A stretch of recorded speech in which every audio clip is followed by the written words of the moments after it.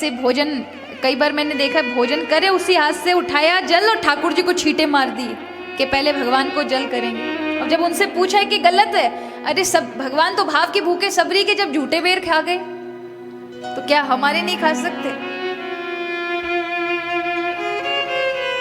महाराज सबरी जैसी भावना आप में इतनी सी हो जाए तो ठाकुर जी आपके झूठे भी खा लें। है नहीं इतनी सी भावना और सबरी जी का नाम लेकर के और गलत कार्य कर रहे हैं और नाम सबरी जी का रख दिया। जरा विचार करें, सबरी जी का इतना सा भी लेश मात्र आ जाए जीवन में तो भगवान प्यारे लगने लगेंगे। ये वो सबरी हैं कि जब इनका विवाह हो रहा था, बालपन में देखा इतने सारे पशु मेरे लिए कटेंगे तो रात में ही भाग गई।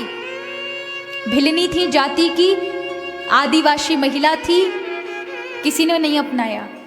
इतनी जंगल में किसी ऊपर पेड़ पर चढ़कर पूरी रात बिताती, पूरा दिन बिताती। रात्रि में संत जाते थे उस मार्ग में, कंकड़ आदि देखती कि यहाँ पर एक संत को कांटा चुभा था, यहाँ कंकड़ से गिरा था।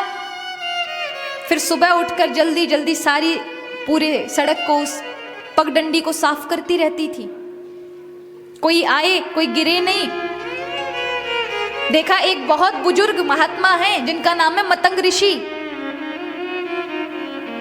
कुलपति माने जाते हैं, क्योंकि उस समय वही एक ऐसा गुरुकुलम था जिसमें इतने सारे शिष्य अध्ययन करते थे, जहां पर आचार्य के रूप में श्री मतंग ऋषि थे। उस महिला ने देखा एक दिन ठोकर लगी थी महाराज को। प्रतिदिन लकड़ी लेने आते, मेरा किस काम का ये देह अगर मैंने उनकी सेवा में नहीं लगाई। प्रतिदिन लकड़ी लेकर जाना और रात्रि में ऋषि के आश्रम के बाहर छोड़ जाना। किसी ने देखा, एक दिन मतंग ऋषि ने कहा, कौन ऐसा चोर इतना सुंदर सेवक का काम करता है कि रात्रि में लकड़ियां रख जाता है। उस रात को मतंग ऋषि सोए नहीं। देखा तो एक भिलनी आती है, एक बालिका 20-22 वर्ष की उम्र है, बड़े फटे कुचले वस्त्र हैं, लकड़ी रख करके और भाग रही थी। तो मतंग ऋषि ने पकड़ लिया, इधर आ, कहाँ जाती है? तो रो पड़ी, मैं नहीं आ सकती, मैं अछूत हूं, आपका स्पर्श कर लूंगी तो फिर आप अपवित्र हो जाएंगे। मैं बस लकड़ियां, मेरे पास और कोई सेवा नहीं बन सकती, मैं बस यही करने आई हूँ। ये सुनकर मतंग ऋषि की आंखों से झरझर अश्रु बह पड़े। अरे बेटी, तू तो बहुत बड़ी भगवत भक्त है, हमसे भी ज्यादा पवित्र है। आ, मैं तुझे वैष्णवी दीक्षा दूंगा। तुझे तो भगवत नाम लेना चाहिए, तेरा इतना प्यारा हृदय है। अगर इस हृदय से तूने ठाकुर का नाम ले लिया तो कल्याण हो जाएगा।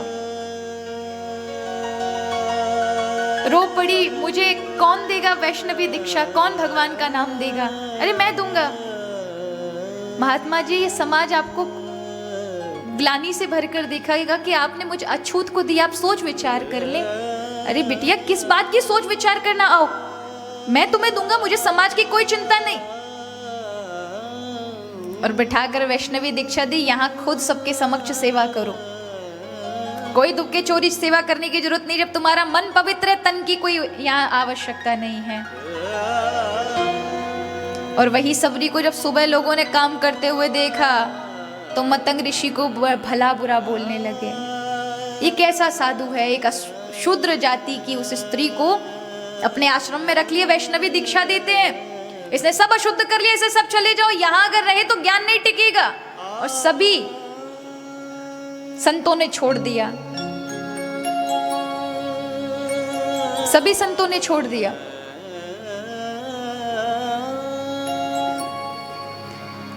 अकेले मतंग ऋषि ने अपना जीवन व्यतीत किया, लेकिन उस भगवत भक्ता के साथ गलत व्यवहार नहीं किया। उसको आश्रम में रखा, जब तक मैं हूं तुम्हें डरने की जरूरत नहीं है बिटिया, भजन करो। और एक दिन आयु समाप्त हुई और जा रहे थे भगवत धाम को तो सबरी रो पड़ी। आपके आश्रय के कारण मैं स्नान आदि कर लेती थी, आपके आश्रय के कारण मैं यहाँ इस कुटिया के इर्द गिर्द घूम लेती थी। आप चले जाएंगे तो यहाँ के लोग मुझे जीने ना देंगे। गुरुदेव मैं क्या करूं, मुझे तो कुछ बताएं, मुझे साथ में लेकर चलें। तब देह त्याग करते समय मतंग ऋषि के वाक्य थे, बेटी मुझे तो राम जी से मिलने के लिए इस देह को छोड़कर वहां जाना पड़ रहा है। लेकिन तेरा प्रेम इतना प्रिय है कि राम ढूंढते ढूंढते तुम्हें तुम्हारे यही कुटिया में आएंगे, कहीं जाने की जरूरत नहीं है, यही प्रतीक्षा करो। उस दिन का दिन था कि वो कुटिया से बाहर ना निकली। एक दिन किसी कारणवश पास ही में पंपा सरोवर था, गई स्नान करने के लिए। सुबह जल्दी कर लेती थी जिससे कोई संत और कोई ब्राह्मण ना देख ले, नहीं तो मुझे छोड़ेंगे नहीं।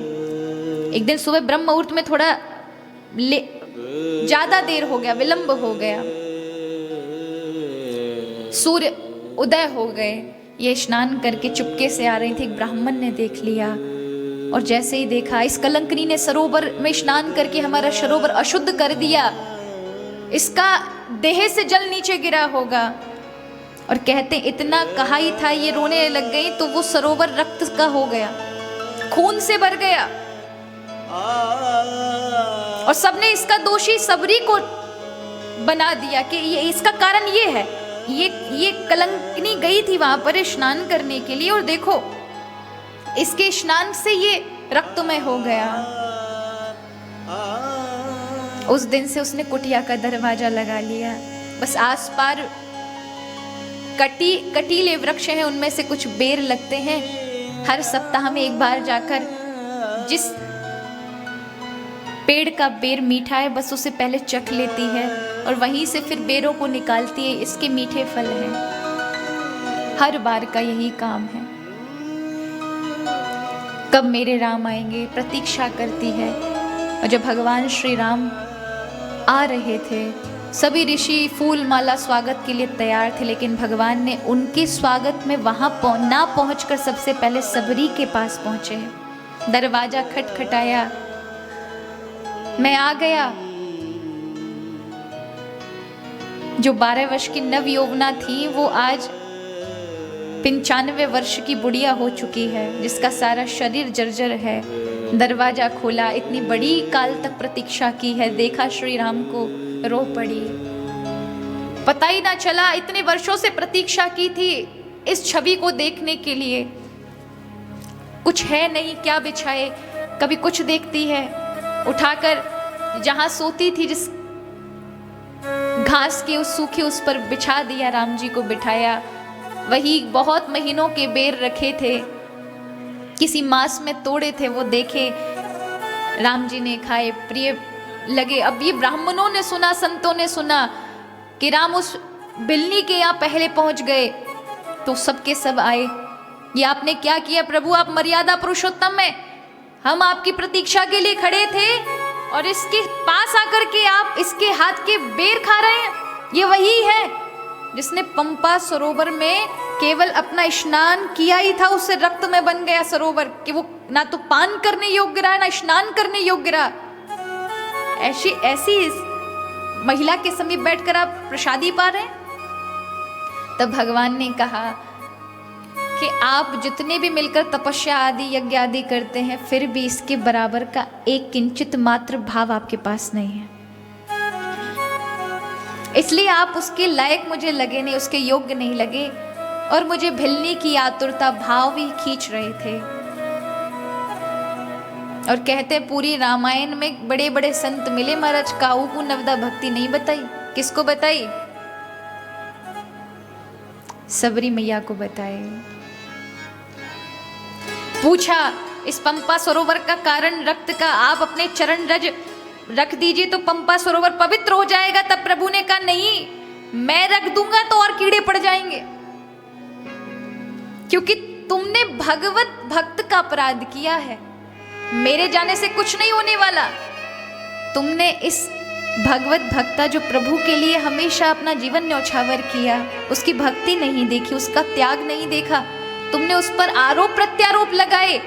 अगर ये कृपा कर दे और जल पर अपना चरण रख दे तो वो वैसा का वैसा स्वच्छ और उससे निर्मल हो जाएगा, क्योंकि इसका अपमान किया था, इसकी वजह से उस सरोवर ने अपना स्वरूप बदल दिया। सब चरणों में पढ़ते हैं, हे मैया कृपा कर दें, पंपा सरोवर को स्वच्छ कर दें। अकल आई,